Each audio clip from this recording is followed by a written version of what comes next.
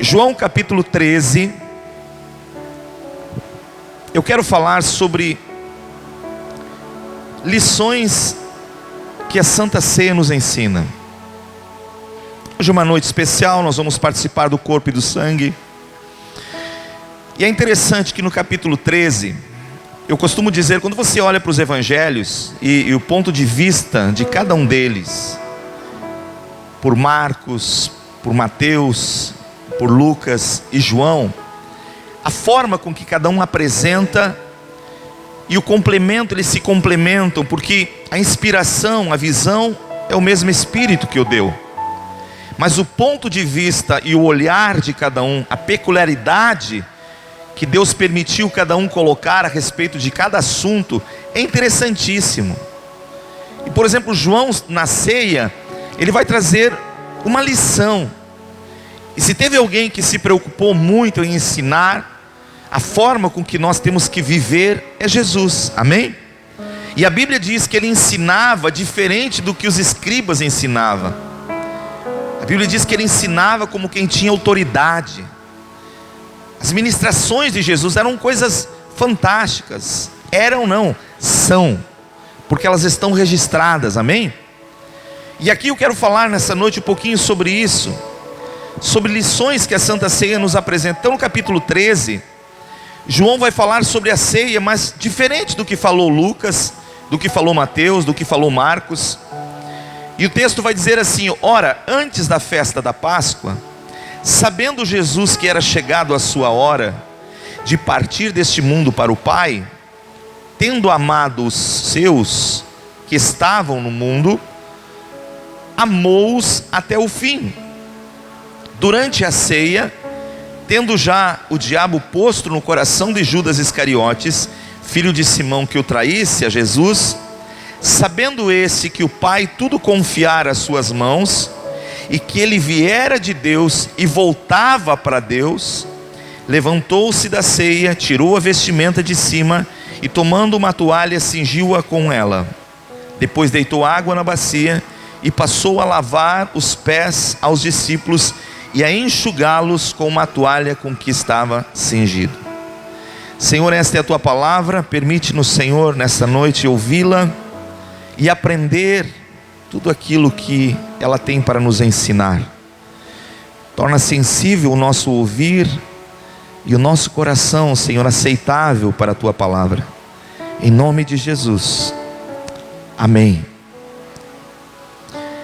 Aqui mostra o ponto de vista do apóstolo João, o momento da ceia.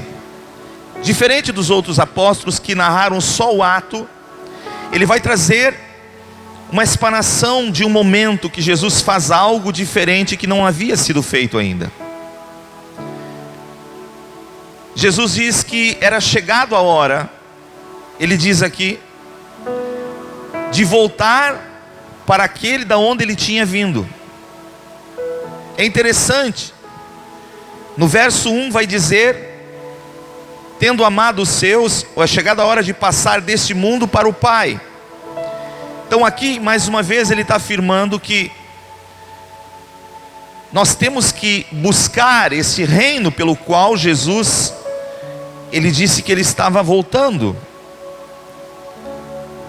Eu gostei muito hoje da playlist dos... Vocês estão de parabéns hoje, hein? Playlist de vocês, ó, top. Falando sobre a volta do Senhor. E quantas vezes nós oramos o Pai Nosso e ministramos o Pai Nosso no nosso coração, e o Pai Nosso vem dizer exatamente isso: venha a nós o teu reino. Então nós precisamos estar preparados para o reino de Deus. Jesus falou muito sobre isso, e mais uma vez João aqui está narrando. Agora a primeira lição que nós vamos aprender aqui está no verso 4 em diante, que Jesus faz um ato diferente do que ele não tinha feito ainda. Eu já vi alguns pastores fazendo o culto do lava-pé. Quem já viu aqui? Eu não creio que Jesus estava instituindo o culto do lava-pé aqui. O que eu creio é que ele estava ensinando a respeito de algumas lições importantes da vida. E nessas lições, a primeira delas é que o Filho do Homem veio para servir. E já logo, se eu me identifico com Ele no corpo e no sangue, eu preciso entender, e mais do que entender, colocar em meu coração que eu fui chamado por Deus para servir. A igreja não é lugar onde eu venho para ser servido. A igreja é lugar para que nós possamos servir. Se você acompanhar o texto, no verso número 6,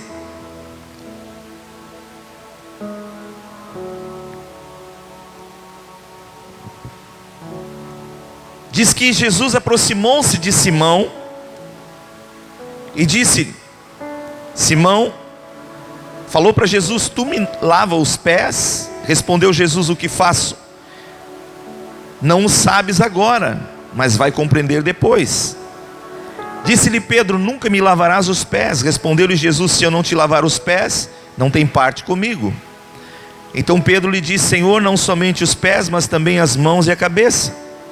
Declarou-lhe Jesus: quem já se banhou não necessita de lavar senão os pés, quanto mais estás limpo, e vós estáis limpo pela palavra que vos tenho dito. Então, ele vai mostrar aqui que a primeira lição que nós vamos aprender na Santa Ceia é que nós participamos porque já temos entendimento, amém?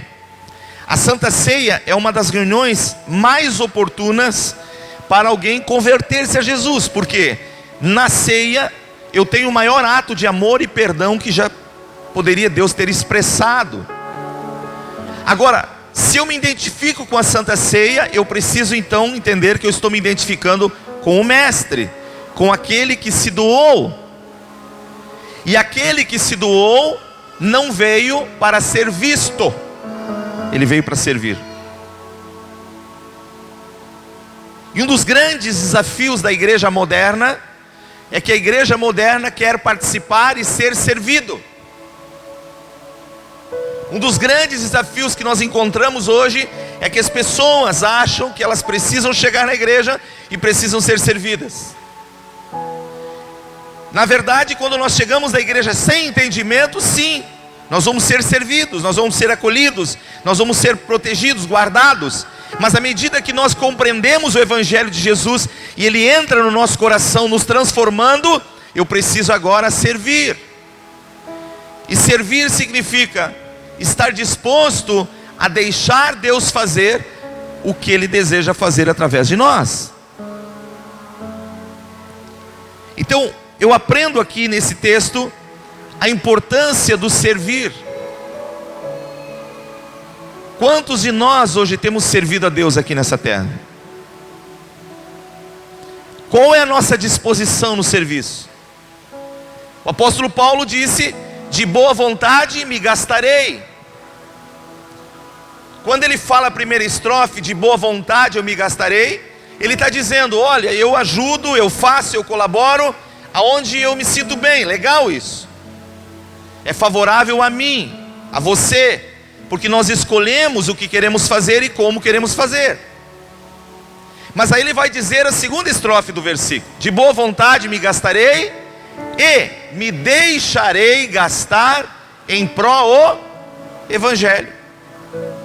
Aí ele vai mostrar que você não só escolhe, como também você deixa Deus escolher por você. E você passa a servir, você passa a ajudar, você passa a abençoar, a fazer algo pelo Senhor nessa terra. Então a primeira lição que eu aprendo aqui é uma lição de servo. E a questão de servo, ela é tão mal interpretada nesse sentido, por quê? Porque ela vem dentro do contexto de ministro, de ministério. E como o nosso mundo, Brasil, ele é tão desfavorável a estas palavras, me parece que isso também se mistificou dentro da igreja. Como assim, pastor Maurício?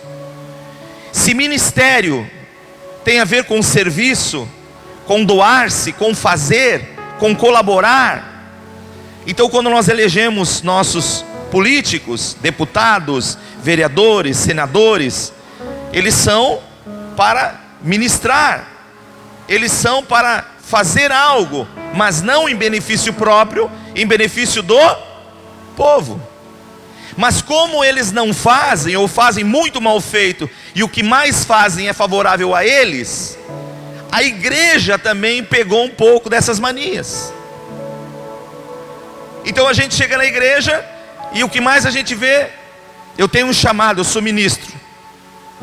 Mas você já olhou o que é ministro? Você já olhou o que é a definição de diácono? O que é a definição de pastor? O que é a definição de servir? Aí você começa a entender por que Jesus, o Deus unigênito, estava servindo. E aí ele vai dizer algo interessante. Se você for no verso de número 14 e 15, olha o que ele vai dizer.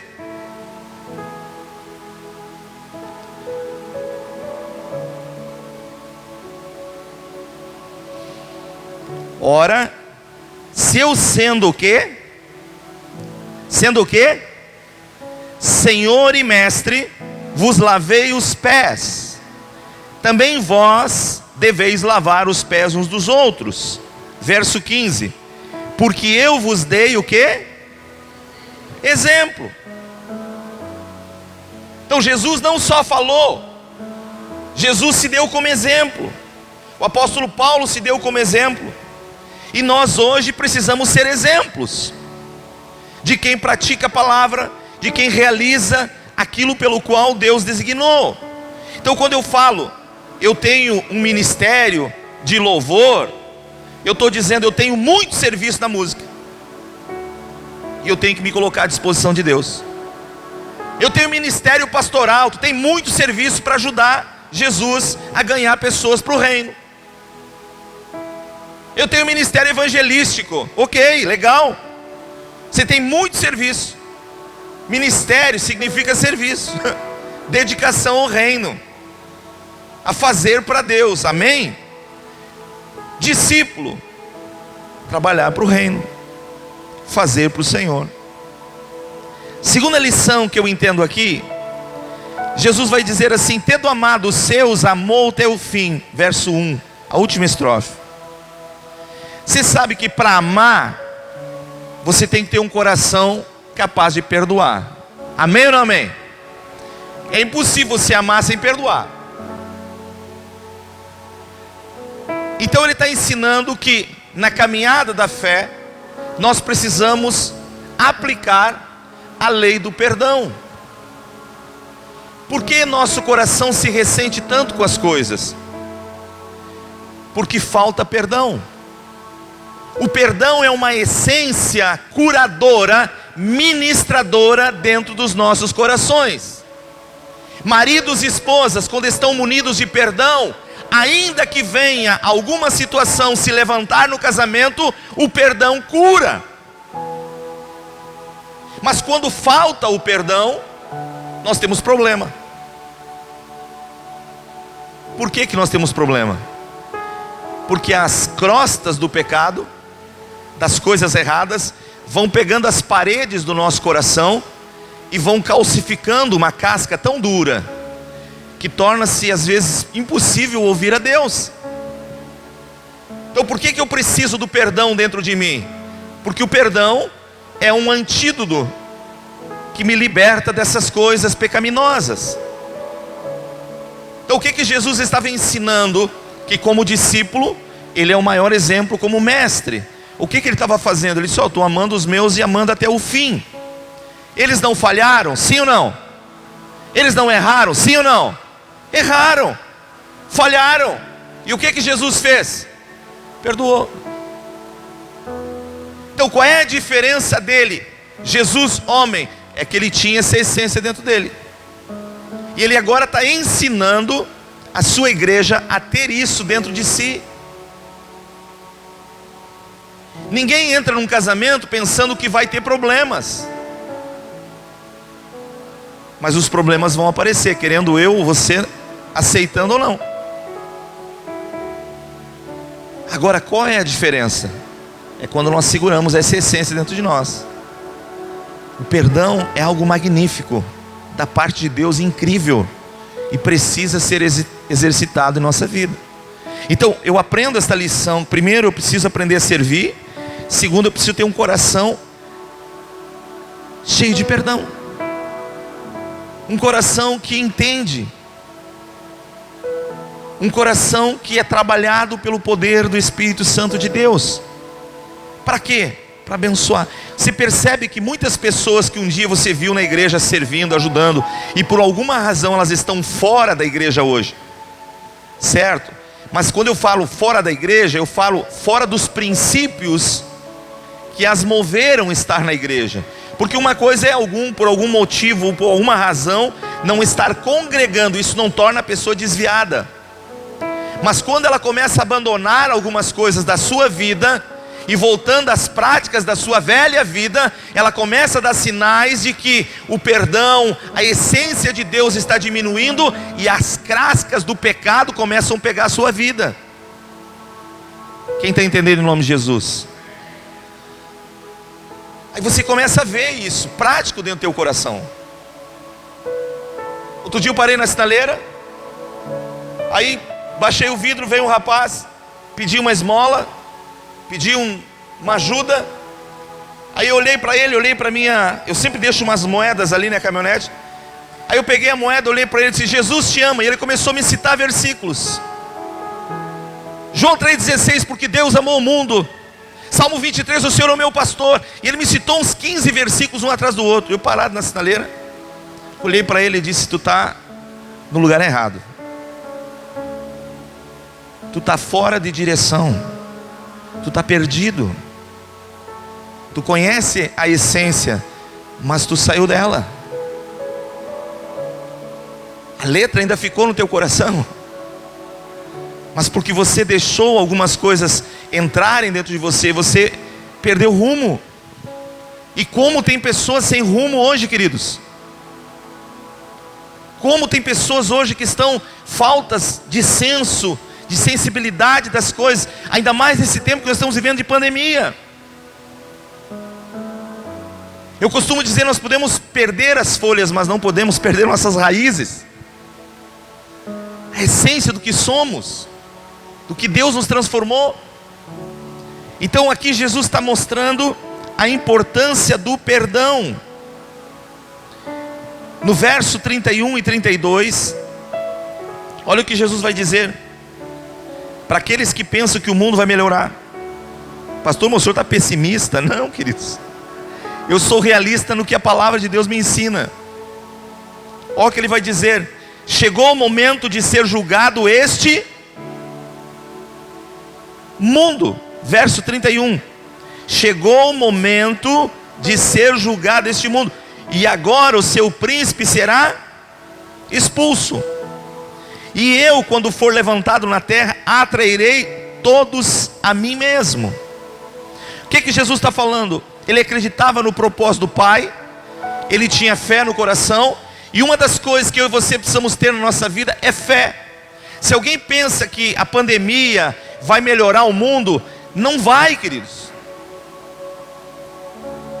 Virão outros acontecimentos em sequência, a aceleração das coisas está grande. Agora, o que eu preciso ter na minha vida? Eu preciso ter fé para acreditar, continuar acreditando que Deus escolheu meu coração, escolheu a minha vida, a minha família, e eu preciso permanecer nesta fé e nesse propósito. Então eu começo a entender o seguinte: hoje, para mim conseguir ler essa Bíblia que eu tenho, eu preciso colocar aqui um HD, senão eu não leio mais, porque os olhos desgastaram, a visão não está mais a mesma. Mas eu creio que chegará o dia em que nós vamos nos encontrar com o nosso Salvador, e aquilo que estava danificado no nosso corpo será glorificado, será transformado, e aquilo que nos afligia não poderá mais nos afligir. Por quê? Porque eu creio no que Jesus prometeu. Palavras, promessas que Ele estabeleceu para a sua igreja. Então Ele está dizendo aqui: eu acredito que quando eu for levantado, Ele não tinha ido à cruz ainda, eu vou atrair muitos. Diga comigo assim, levante a tua mão, diga comigo: eu sou esse muitos? Aleluias. Não tinha acontecido ainda, mas Jesus estava dizendo: oh, eu vou atrair muitos, e no meio dos muitos está o Maurício. Você consegue entender isso? Isaías 53, ele vai dizer que ele viu o fruto do seu penoso trabalho e se alegrou. Antes de ir à cruz, antes de acontecer, ele viu. Nosso Deus é um Deus de visão, é um Deus visionário, é um Deus que enxerga longe. Então nós temos que ter fé, amém? E esta Santa Ceia servida aqui deste modo, João começa a mostrar essas lições que nós estamos vendo aqui. Agora, se me ensina que é uma lição de fé, no verso 12 ao 16, ele vai me ensinar também que é uma lição de humildade. Eu preciso caminhar de uma forma humilde. Verso 12 diz assim: depois de lhes ter lavado os pés, tomou as vestes, e voltando à mesa, perguntou-lhes: compreendei o que vos fiz? Vós me chamais o mestre, o Senhor, e dizeis bem, porque eu sou. Ora, se eu sendo o Senhor e o mestre vos lavei os pés, também vós não deveis lavar os pés uns dos outros? Porque eu vos dei exemplo, para que assim como eu fiz, façais vós também. Em verdade vos digo que o servo não é maior do que o seu senhor, nem o enviado maior daquele que o enviou. Se você segurar esse texto, deixa a página aberta e vá a Filipenses capítulo 2. Você vai ver o que Paulo vai falar a respeito da humildade. E o maior exemplo da humildade é Cristo. Capítulo 2, verso 1. Se há, pois, alguma exortação em Cristo, alguma consolação de amor, alguma comunhão do Espírito, se há entranhados afetos e misericórdia, completai a minha alegria, de modo que penseis a mesma coisa, tenhais o mesmo amor, sejais unidos de alma, tendo em vós o mesmo quê? Sentimento. Nada façais por partidarismo ou vanglória, mas por o que, igreja? Humildade, considerando cada um aos outros superior a si mesmo. Olha o que ele está dizendo. Agora, se você for para o versículo 5, vai dizer assim: tende em vós o mesmo sentimento que houve em Cristo Jesus. Qual sentimento que houve em Cristo Jesus? Sentimento de mágoa? Sentimento de ira? Sentimento de arrogância? Não! O que tinha no coração de Cristo?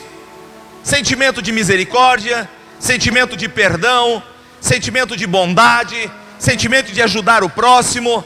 O que tinha o coração de Jesus? Isso. E quando o coração tem isso, não tem lugar para ira, para discórdia, não tem lugar para as confusões, para as dissensões. Por quê? Porque esse coração está guardado em Deus. Então o nosso maior exemplo é a pessoa de Cristo Jesus. E aí, ele está ensinando na Santa Ceia uma lição importante, que é a lição da humildade. E humildade significa você entender que assim como você foi ajudado, e para ser ajudado você tem que abrir o coração. Sabe, quando Jesus pega a bacia e ele senta na frente de Pedro, a primeira reação de Pedro é qual? Não, o Senhor não pode me lavar os pés. O que ele está mostrando? Agora, raciocina comigo aqui. Vou pegar o pastor Everton de novo aqui. Eu vou lavar os pés dele agora. Eu pego uma bacia com água. Eu chego à frente dele. Vão acontecer duas coisas importantes que nós temos que observar. Primeiro, ele precisa deixar ser lavado. Segundo, eu preciso querer lavá-lo. E de ambas as partes precisa humildade. Agora, tem coisas nos pés dele que só ele conhece.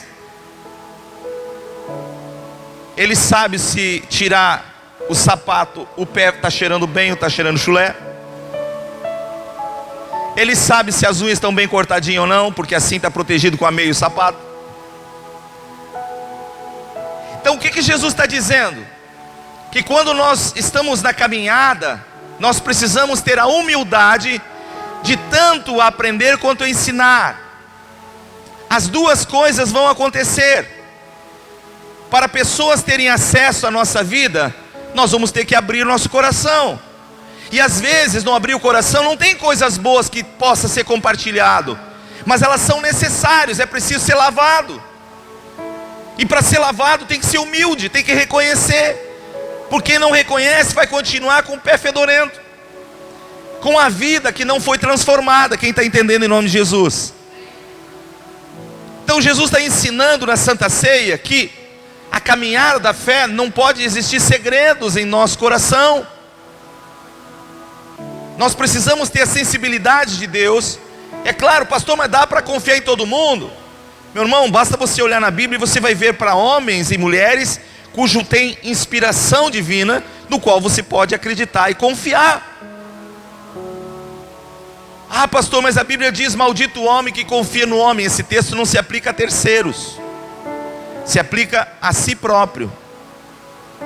Porque o próprio Deus é um Deus que acredita na humanidade, amém? Se Deus não acreditasse em nós, o que teria sido de nós?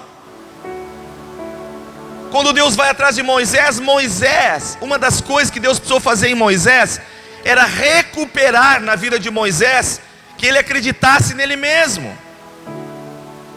Deus acreditava em Moisés, mas Moisés não acreditava nele. Então Deus precisou restaurar dentro de Moisés esta confiança. A mesma coisa com Elias. Ele disse: Senhor, todos se curvaram diante de Baal, só eu sobrei. Ele disse: não, tu está enganado, tem mais, está te fazendo de vítima. Tem mais pessoas que não se contaminaram. Então, quando você aprende o caminho da humildade, o caminho de ser trabalhado por Deus, sabe?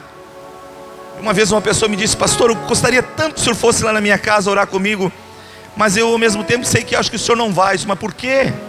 Você já fez o convite e já deu a resposta? É que, sabe como é que é? Eu sou muito humilde lá em casa, eu não tenho nenhum sofá para o senhor sentar. Eu disse: não, peraí, vamos mudar aqui o negócio. Você não está falando de humildade. Isso não é humildade. Você não ter um sofá em casa não te faz humilde. Você pode não ter posses para comprar um sofá, mas o teu coração pode ser extremamente orgulhoso. Conheço pessoas riquíssimas e têm um coração humilde, e conheço pessoas pobríssimas e têm um coração soberbo. Então o que Deus ensina? Independente do que sejamos de uma classe muito alta ou de uma classe menos, não importa. O que Deus quer em nós é um coração humilde, amém? Um coração que possa ser tratável, trabalhado pela palavra de Deus. Se você crê, diga amém. Essa é uma lição que nós aprendemos aqui. Então Jesus aqui está falando sobre ele como exemplo. Filipenses ainda diz aqui: pois ele, subsistindo em forma de Deus, não julgou com usurpação em ser igual a Deus. Então essa questão da humildade, é uma coisa incrível.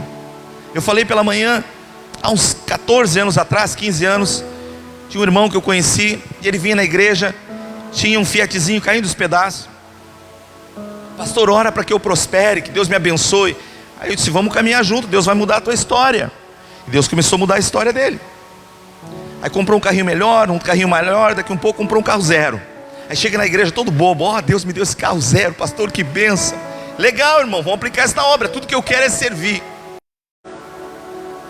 E o ônibus no final não veio buscá-los. E eu disse: bom, vamos ter que levar os irmãos embora. Olhei para o irmão, carro zerinho. Disse: irmão, esse é levar para o albergue. O irmão deu uma olhada, me chamou para o lado e disse: pastor, sabe o que é? O carro está zero.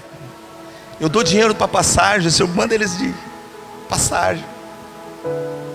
Eu disse: irmão, olha só, você não tem ideia do que Deus fez contigo. Só que o teu coração é soberbo. E a Bíblia diz que Deus dá graças aos humildes, mas abate os soberbos. Deus te deu uma oportunidade, você está desperdiçando. Você está jogando fora. Porque o teu coração não é humilde para ajudar, para ser ajudado. Quando você precisava de ajuda, você correu, pessoas te ajudaram. Agora que você podia ajudar, você está virando as costas. Quem entende o coração humano? Só Deus. Só o Senhor. Então ele está dizendo que nós temos que ter uma vida de humildade, amém? E uma vida de humildade tanto para sermos tratados, como também para tratar os outros. Jesus nos deu esse grande exemplo, amém? Que outra lição aqui, verso 26 do capítulo 13. Jesus respondeu. Havia sido perguntado quem é que era o traidor. Jesus diz: é aquele que eu der um pão molhado. Tomou, pois, o pedaço de pão e, tendo molhado, deu a Judas Iscariotes. O que a ceia me ensina aqui também? Que nós precisamos de coragem. Porque na caminhada vão surgir Judas. Você sabia? Vão surgir Judas. E uma das coisas que eu tiro o chapéu para Jesus é que ele não tirou Judas do caminho. Ele deixou o próprio Judas se tirar do caminho. Aprenda isso, nunca tente tirar as pessoas, deixe que elas próprias se tirem. Se elas não tiverem um coração capaz de ser servo de Deus, estiverem sendo manipuladas pelo inimigo e não quiserem ser tratadas, você tem que estar preparado e ter coragem para viver com isso.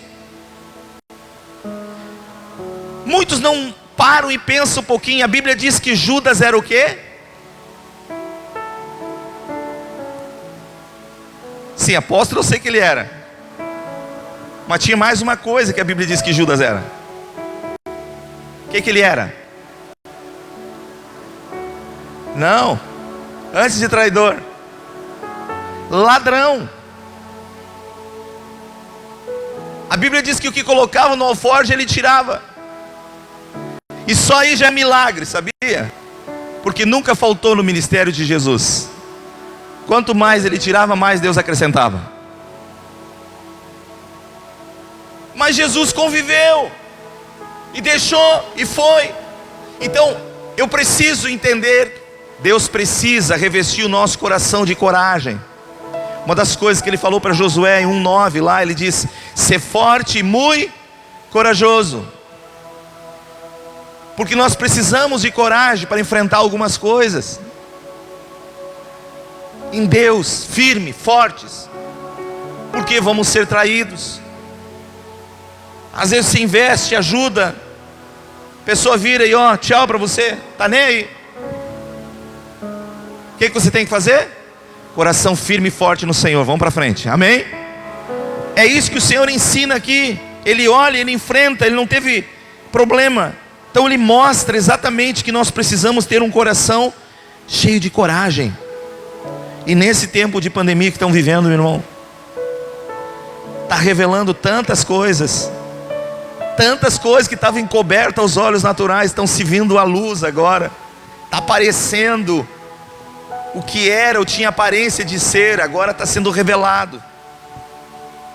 Então, coragem, diga comigo, eu preciso de coragem, amém?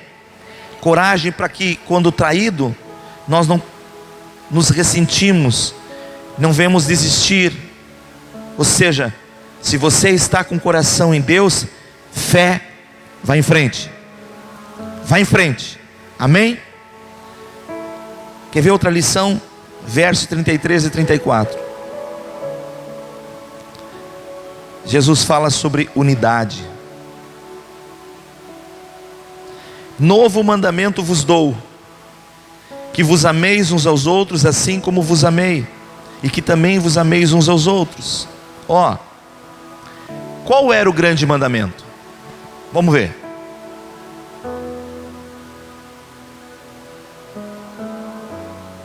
Amar a Deus sobre todas as coisas. Então vamos lá. O que diz o versículo lá? Quem sabe completo, repete ele. Amarás o Senhor teu Deus de todo teu coração, teu entendimento, tua alma, e amarás o teu próximo como a ti mesmo. Então Jesus mantém a primeira estrofe e muda a segunda. E o que ele muda? Amarás como eu vos amei. Parece ser simples, mas não é. É profundo. Porque agora Jesus quer que o amor com que nós temos ao nosso próximo não seja mais como antes, mas como um novo modelo, com nova característica de como Ele amou a igreja, ou as pessoas. E o texto segue dizendo aqui, verso 35: nisto conhecerão todos que sois meus discípulos, se tiverem um decalque no adesivo de carro, se tiveres uma Bíblia embaixo do braço, se vestires um terno ou uma saia comprida. É isso que está escrito aí? O que está escrito? Como é que nós vamos ser reconhecidos como discípulo dele? Se o mundo olhar para nós e ver que nós amamos como ele tem amado. Você consegue dimensionar isso? Aí o texto vai dizer: nisto conhecerão todos que sois meus discípulos, se tiverdes amor uns pelos outros. Qual é o maior desafio que nós vivemos hoje? É os desafios ministeriais. Ó, a placa da igreja, 5 anos. 5 aninhos. Se fosse importante, ela não estaria lá fora, ela estaria dentro. Onde estão os maiores problemas? É que a gente acha sempre que são superiores demais, que a nossa é a certa, que a nossa é a correta. Não é assim? Aí temos um monte de ministérios, mas cada um vivendo para si, tentando amontoar o seu mundinho. Sabe como é que Jesus olha para a terra? Ele enxerga 2 igrejas, a verdadeira e a falsa. Se você olhar os ensinamentos de Jesus, ele vai dizer: joio, trigo, ovelha, cabrito, estreito, largo. São analogias onde ele está dizendo o verdadeiro e o falso. As 2 são igrejas, mas uma é verdadeira, a outra é falsa. E aonde nós queremos habitar? Então ele diz: nisto conhecerão. Vão conhecer se você verdadeiramente está no verdadeiro, se você é capaz de amar como eu tenho amado. Jesus para amar foi cuspido. Jesus para amar foi traído. Jesus para amar foi rejeitado. Tinha tudo. Esses dias eu estava orando, eu disse: Senhor, o Senhor deve ter vindo no Natal Luz, né? Devia ter isso lá em Israel, pastor Roberto. Porque ele nasce, está tudo lotado os hotéis, está tudo cheio.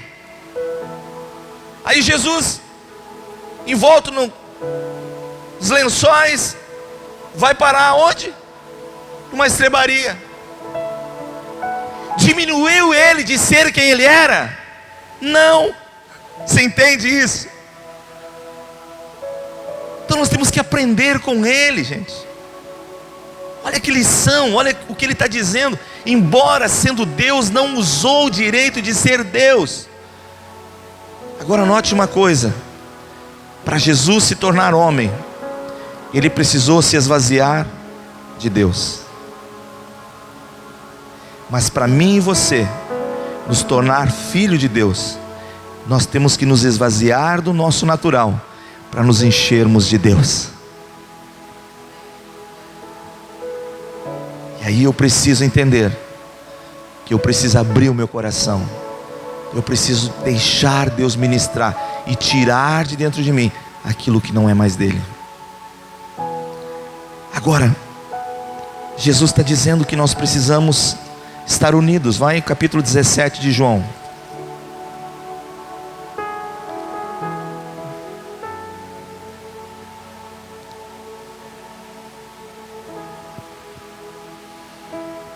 Verso 19. E a favor deles eu me santifico a mim mesmo, para que eles também sejam santificados na verdade. Verso 20. Não rogo somente por estes, mas também por aqueles que vierem a crer em mim por intermédio da tua palavra. Quando Jesus fez essa oração, nós já estávamos inclusos nessa oração. Agora olha o que ele vai dizer no 21. A fim de que todos sejam o quê? Diga comigo, a fim. Diga mais forte, a fim de que todos, diga comigo, todos sejam um. O que é que Jesus está dizendo? Que nós precisamos ser unidos. Sabe por que tem muitas famílias que não vão para frente? São desunidas. Moram todos debaixo do mesmo telhado, estão juntos, mas não são unidos. Estar junto não significa estar unido.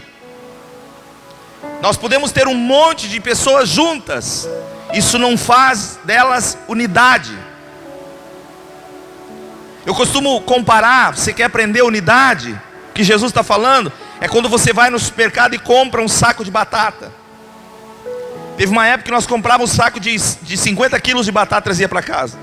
Por isso que a gente é fofinho assim. Batata frita de manhã, batata frita meio-dia, batata frita de noite. O pior que é bom, né? Pode ser feito picadinho, comprido, pode ser feito em rodelinha, como queira.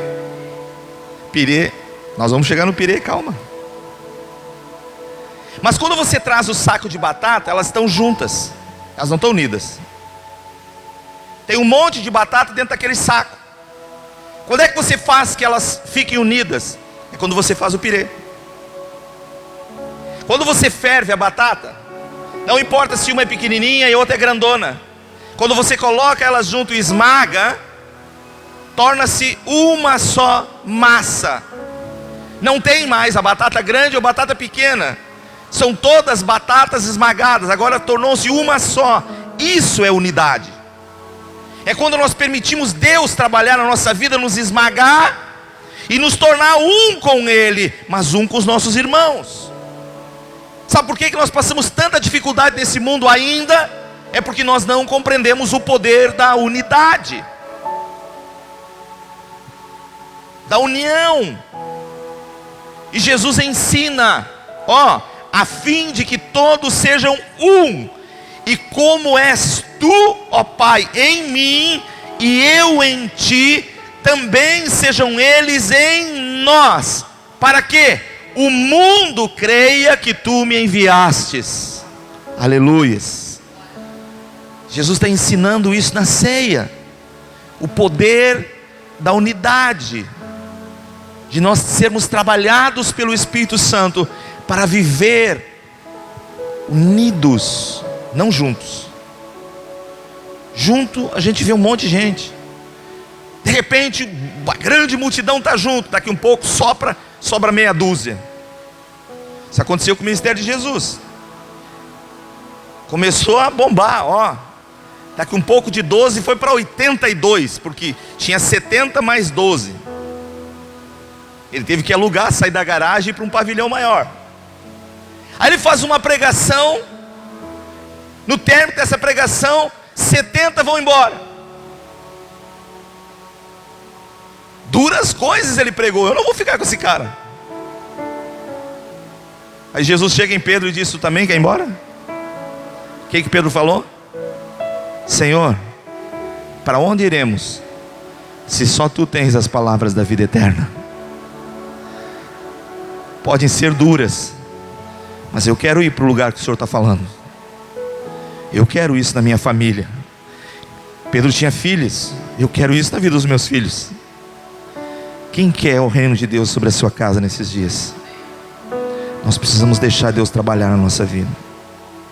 Se vai demorar para Jesus voltar, não sei. O que eu sei é que os acontecimentos estão sendo preparados. Jesus falava sobre a Bíblia fala sobre o anticristo, a preparação. Tem vários sinais de coisas que estão se estabelecendo rápidos no mundo todo. Mas de uma coisa eu sei: eu quero estar com o Senhor, eu quero ser um com Ele. E quando nós participamos da Santa Ceia, meu irmão, não tem rico, não tem pobre, somos todos preparados nesse momento para receber de Deus, convidados a sentar na mesa e participar com Ele. Amém? Aprendemos na ceia a importância de nós sermos unidos. Uma das coisas que eu luto na minha família, junto com a minha esposa, com os meus filhos, falando para eles o poder da unidade, de sermos unidos. Tenho procurado ensinar isso na igreja constantemente. A importância disso. Tenho caminhado na associação de pastores, tenho falado a mesma coisa. Não basta nós sermos um grupo de pessoas caminhando junto. Nós precisamos ser unidos. Porque é no momento da diversidade que você vê o poder da unidade. É no momento do vento contrário que você percebe o quão importante você está unido. Então nessa noite diga comigo: Deus, eu quero participar desta comunhão, porque eu sou teu, meu coração te pertence, e eu quero aprender e viver os exemplos que o Senhor me deu na sua palavra, em nome de Jesus, em nome de Jesus. Vamos colocar de pé.